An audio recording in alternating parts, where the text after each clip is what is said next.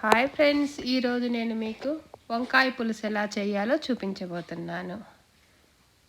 దీనికి కావలసినవి పావు కిలో వంకాయలు, ఒక టమాటో, 2 పచ్చిమిర్చి, ఒక ఆనియన్, కొంచెం చింతపండు పులుసు,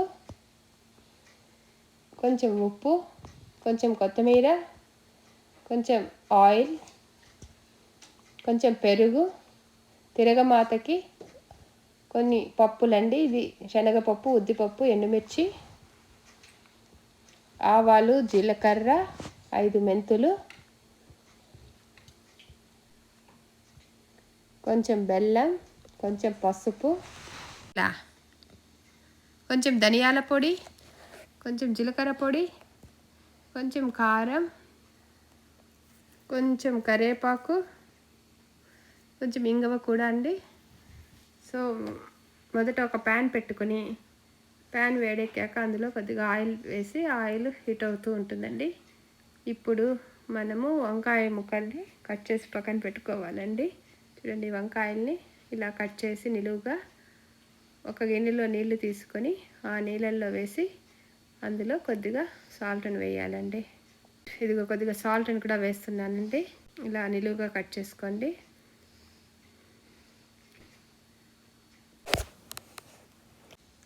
ఆయిల్ వేడెక్కాక అందులో ఈ తిరగమాత వస్తువులు వేసేయాలండి. ఆవాలు, జీలకర్ర వేసేసాను.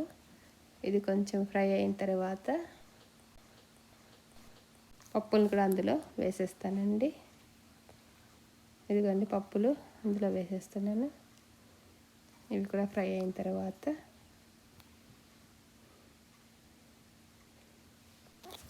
ఇంగువని కూడా యాడ్ చేస్తున్నానండి. ఇంగువని కూడా వేసేసి, ఇది ఆప్షనల్, మీ దగ్గర ఉంటే వేసుకొని లేకపోతే లేదు. కరివేపాకుని కూడా వేసేసాను. ఇప్పుడు కట్ చేసుకున్న పచ్చిమిర్చిని అందులో వేసాను. టమాటాలు వేయకూడదండి. ఇప్పుడు ఆనియన్ ముక్కలు మాత్రమే వేసేస్తున్నాను. ఇవన్నీ కొద్దిగా ఫ్రై అవ్వాలండి, బాగా సాఫ్ట్ అవ్వాలి. ఇవి ఇలా అయిన తర్వాత మిగతావి మళ్ళీ వేస్తానండి. ఇదిగో పసుపును కూడా వేసాను. చూడండి, ఆనియన్స్ బాగా ఫ్రై అయినాయి. ఇప్పుడు పసుపును కూడా వేస్తున్నాను.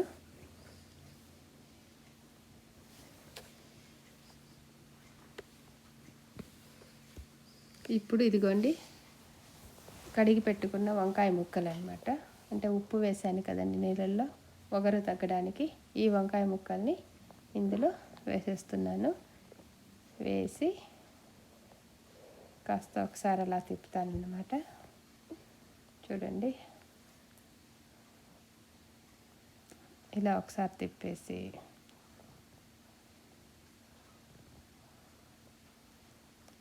ఇప్పుడు కొద్దిగా సాల్ట్ను కూడా యాడ్ చేయాలండి.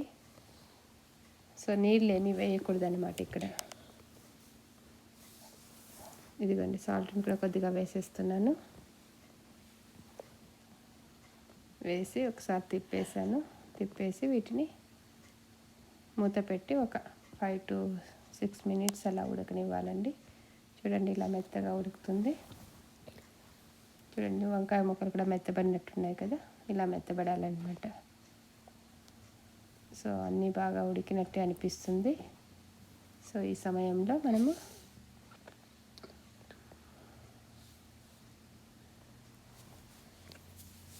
పక్కన కట్ చేసి పెట్టుకున్న టమాటా ముక్కలను కూడా వేసేయాలండి. టమాటా ముక్కలు నేను ఫస్ట్లో వేయలేదన్నమాట, ఎందుకంటే వంకాయ ఉడకదని వేయలేదండి. ఇప్పుడు వేస్తున్నాను. సో ఇప్పుడు వేసి కొంచెం ఒక 2 minutes మూత పెట్టాలండి. టమాటా కూడా బాగా మెత్తబడాలి కదా, అందువల్ల 2 minutes ఇలా మూత పెట్టాను.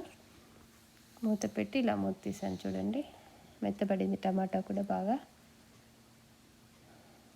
టమాటా ఉడికింది. సో ఇప్పుడు వంకాయలు కూడా ఆల్మోస్ట్ ఉడికిపోయినాయి అన్నమాట, అన్నీ ఉడికినాయి. ఈ సమయంలో మనము ఈ చింతపండు పులుసు పక్కన పెట్టుకున్నాం కదండి, దాన్ని వేయాల్సి ఉంటుందన్నమాట.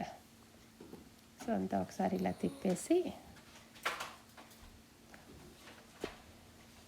ఇదిగోండి చింతపండు పులుసు, దీన్ని ఇప్పుడు పోసేస్తున్నాను.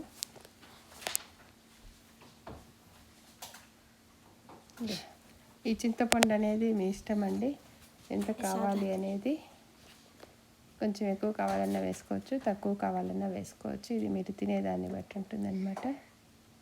సో చింతపండు కలిపేసాను. ఇందులో ఇంకా బెల్లం కొద్దిగా కలపాలండి, అది కూడా కలుపుతాను.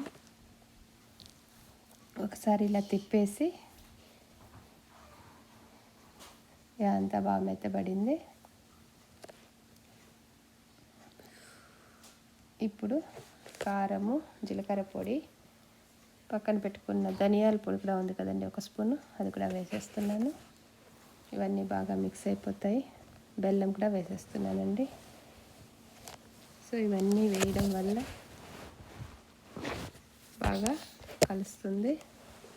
సో ఇలా ఒకసారి తిప్పేసి ఇంకొక 2 to 3 మినిట్స్ మూత పెట్టేస్తే ఆల్మోస్ట్ కర్రీ రెడీ అయిపోయినట్టే అండి. ఇంకా ఉప్పు మీరు చూసుకోండి ఎంత కావాలని. ఇప్పుడు సరిపోకపోతే మళ్ళీ వేసుకోవచ్చు అన్నమాట. ఇలా 2 మినిట్స్ మూత పెట్టేసి చూడండి, ఇలా మూత తీస్తే ఇలా ఉడికిపోయింది. దీంట్లో ఎక్కడ నేను వాటర్ అనేది యాడ్ చేయలేదండి. మనము చింతపండు పులుసు తప్ప ఇంకెక్కడ వాటర్ అనేది రాలేదు. ఈ విధంగానే చూడండి, ఇలా గ్రేవీ వచ్చేసింది. మనం వేసిన చింతపండు, ఈ బెల్లము, ఈ స్పైసెస్ వాటి వల్ల మనకి గ్రేవీ రెడీ అయిపోతుంది అనమాట. సో ఇలా ఉడికిపోయింది, అంతేనండి, ఇలా రెడీ అయిపోయింది. చూడండి, ఇలా వచ్చేసింది కర్రీ బాగా మెత్తగా. సో ఇప్పుడు స్టవ్ ఆఫ్ చేసి కొద్దిగా కొత్తిమీరని చల్లేసామనుకోండి, సో ఈ వంకాయ పులుసు రెడీ అయిపోయినట్టేనండి. దీన్ని ఒక గిన్నెలో తీసుకొని పక్కన పెట్టుకోవాలండి. చూడండి, గిన్నెలో తీసేస్తున్నాను. ఈ విధంగా గిన్నెలో తీసేసుకొని వేడి అన్నం చేసుకొని దానిపైన ఈ కూర తింటే చాలా చాలా బాగుంటుందండి. అసలు ఎంత తింటున్నామో మనకే తెలియదు అన్నమాట. మొత్తం కర్రీ అయిపోతుంది. ఇంకొద్దిగా మిగిలి ఉన్న కొత్తిమీరని కూడా అందులో వేసేస్తున్నానండి.